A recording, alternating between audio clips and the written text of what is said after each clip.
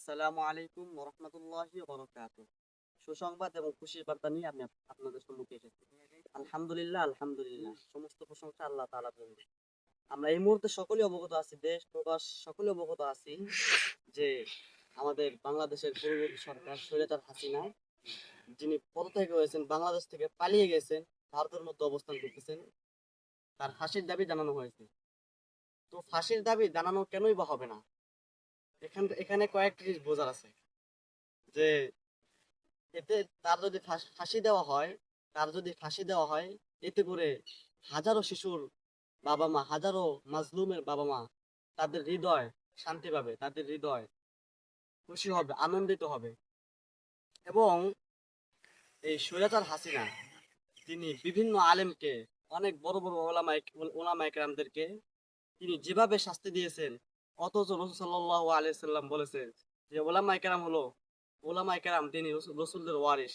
আর সৈয়দার হাসিনা তিনি এই সমস্ত আলেমদেরকে দীর্ঘ জীবন যাপন কারাগারের মধ্যে বন্দী করে রেখেছে।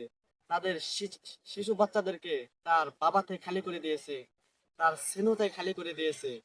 এজন্য আল্লাহ তাআলা ছাড় দেয় মানুষদেরকে, কিন্তু ছেড়ে দেন না। ঠিক তেমনি ভাবে আরেকটা বিষয় বোঝা গেল যে যে আল্লাহ তাআলা বান্দার হক কখনো মাফ করেন না। আল্লাহ তাআলা বান্দার হক কখনোই মাফ করবেন না, যতক্ষণ না পর্যন্ত বান্দা তার হকটা মাফ করে। যেমন আপনি এক যেমন স্বৈরাচার হাসিনা বাংলাদেশের মানুষদের হক মেরে খেয়েছে, এটা আল্লাহ তাআলা মাফ করবেন না কখনো, যতক্ষণ পর্যন্ত না বাঙালি মানুষ তারা যদি মাফ না করে, ততক্ষণ পর্যন্ত রব্বে কাবা আল্লাহ তাআলাও মাফ করবেন না। আপনি আল্লাহ তাআলার হক মেরে খান, যেমন আল্লাহ তাআলা নামাজ আদেশ করেছে, রোজার আদেশ করেছে, হজের আদেশ করেছে, যাকাতের আদেশ করেছে।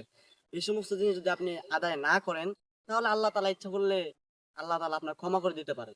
কিন্তু আপনি যখন বান্দার একটা হক মেরে খেলেন, বান্দার টাকা মেরে খেলেন, বান্দার উপর জুলুম জুলুম করলেন, অত্যাচার করলেন, অবিচার করলেন, এটা আল্লাহ তাআলা কখনোই আপনার উপর মাফ করবেন না, যতক্ষণ পর্যন্ত ওই বান্দা আপনার উপর মাফ করে।